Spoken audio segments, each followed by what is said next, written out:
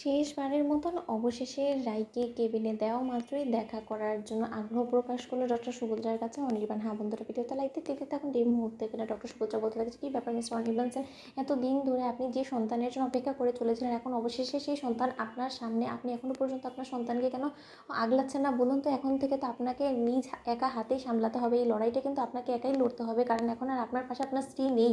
আপনার স্ত্রীকে মানানোর জন্য আপনাকে বারবার করে আমি বলেছিলাম, কিন্তু তার সত্ত্বেও আপনি কোনোভাবেই আপনার স্ত্রীর বিরুদ্ধে যেতে পারেননি এবং এতে করে আপনি আপনার স্ত্রীকে রীতিমতো নিজ হাতে মৃত্যুর দিকে ঠেলে দিয়েছেন এবং এই দোষটা কোনো মতে আপনি এড়াতে পারেন না মিস্টার অনির্বাণ সেন।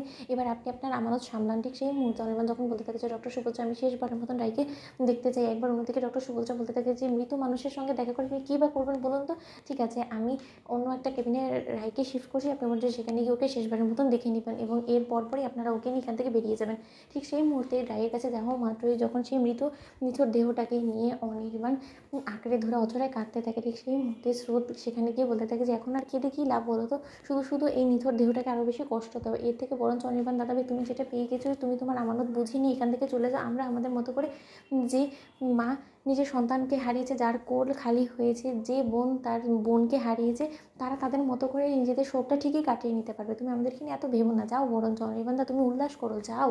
অন্যদিকে সেখানে অনির্বাণের বাবা মা চলে আসে এবং বলতে থাকে যে অনি, এবার নিশ্চয়ই শুনতে পাচ্ছ, তুমি সকলে তোমার দিকে আঙুল তুলছে, এই ভয়টাই আমি পাচ্ছিলাম এবং অবশেষে তোমার স্ত্রী সকলের কাছে তোমাকে প্রশ্ন মুখে বিধ্বস্ত করে রেখে এখান থেকে চলে গেল।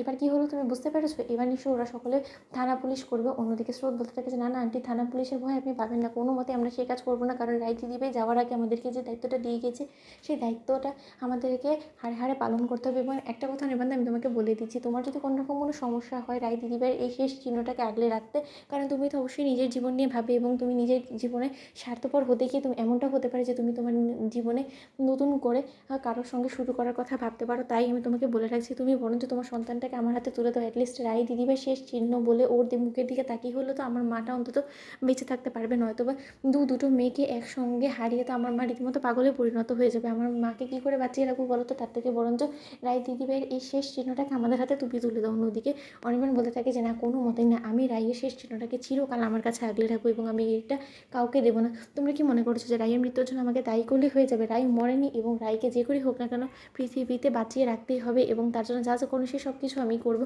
প্রয়োজনে রায়ের এই নিথর দেহটাকে নিয়ে আমি মুম্বাই যাবো এবং সেখানকার বেস্ট হসপিটালে আমি ওকে নিয়ে দেখাবো, দেখবে তো রায় অবশ্যই সেরে উঠবে। কী হয়েছে এটা? কী রায়? রায় সব শুনতে পাচ্ছে। কী রায়, তুমি জবাব দিচ্ছ না কেন? সকলের মুখ বন্ধ করে দাও না তুমি রায়। অন্যদিকে অনির্বাণের মা বলতে থাকে যে অনি, যখন তোমাকে বলেছিলাম যে আমরা এয়ার অ্যাম্বুলেন্সে করে ওকে মুম্বাই শিফট করাই, তুমি তখন আমাদের কোনো কথায় পাত্তা দাওনি। এখন বুঝতে পারছো তো? বন্ধুরা লাইক কমেন্ট শেয়ার করে সাবস্ক্রাইব করতে ভুলো না।